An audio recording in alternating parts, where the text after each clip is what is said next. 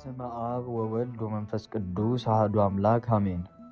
በጌታችን የመጨረሻ እራት ላይ በደረቱ ተደግፎ የልቡን ምት ያዳመጠው ሐዋርያ ማን ነበር? ጌታችን በመስቀል ላይ ሳለ እነኋት እናትህ ብሎ እናቱን ቅድስት ድንግል ማርያምን በአደራ የተቀበለው ማን ነበር?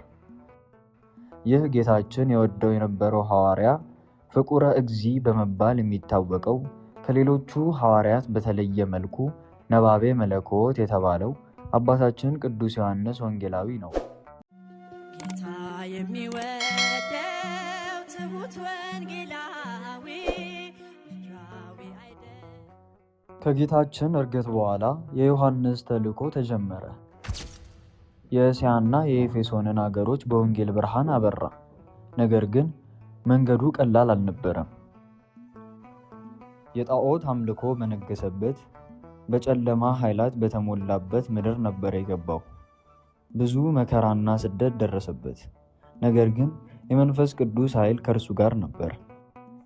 በጸሎቱ ከባህር ከመስጠም ሰዎችን አዳነ። በትምህርቱ በሰይጣን ወጥመድ የተያዙትን ነፍሳት ነፃ አወጣ። ለጣዖት ይሰግዱ የነበሩትን ሰዎች ስለ እውነተኛው አምላክ ስለ ኢየሱስ ክርስቶስ እየመሰከረ ብዙዎችን ወደ ሕይወት መንገድ መለሰ።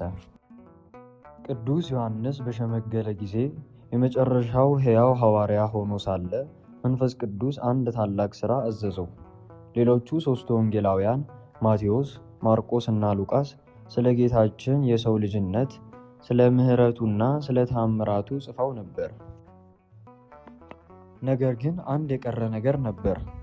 የጌታችንን መለኮታዊ አኗኗር፣ ዓለም የማይወስነውን ማንነቱን፣ እርሱ ራሱ ቃል እንደሆነ የሚገልጸው ምስጢር፣ ልክ እንደ ንስር ከሁሉ ከፍ ብሎ እንደሚበርና የሩቁን እንደሚመለከት ቅዱስ ዮሐንስም በመንፈስ ቅዱስ ተመርቶ ወደ ሰማያዊ ምስጢር ከፍ አለ።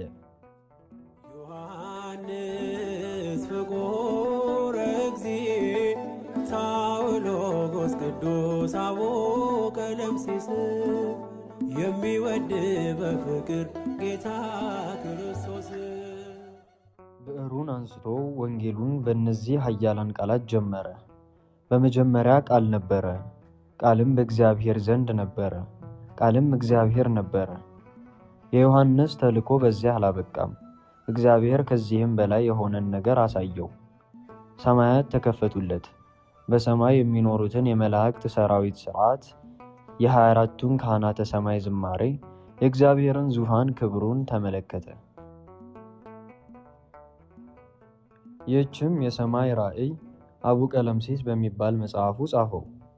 ይህ መጽሐፍ ለቤተ ክርስቲያን የመጨረሻውን ዘመን፣ የመከራውን ጊዜ እና ከሁሉ በላይ ደግሞ የጌታችንን የመጨረሻ የድል አድራጊና የክብር መንግስቱን የሚገልጥ የተስፋ መልእክት ነው። ስለዚህ ቅዱስ ዮሐንስ ለእኛ ያስተላለፈው ትምህርት ብቻ ሳይሆን ሁለት ታላላቅ መጽሐፍትን ነው።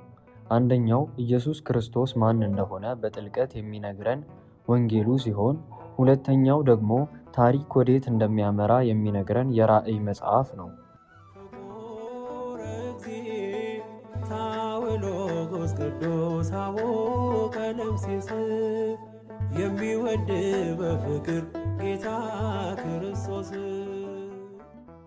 ለወደፊቱ እንደዚህ ያሉ መንፈሳዊ ትምህርቶችን እንዳያመልጣችሁ ቻናሉን ሰብስክራይብ በማድረግ የደውል ምልክቱን በመጫን ቤተሰብ ይሁኑ። ሐሳባችሁን በኮሜንት ላይ አካፍሉን። የእግዚአብሔር ጸጋና ሰላም ከሁላችን ጋር ይሁን።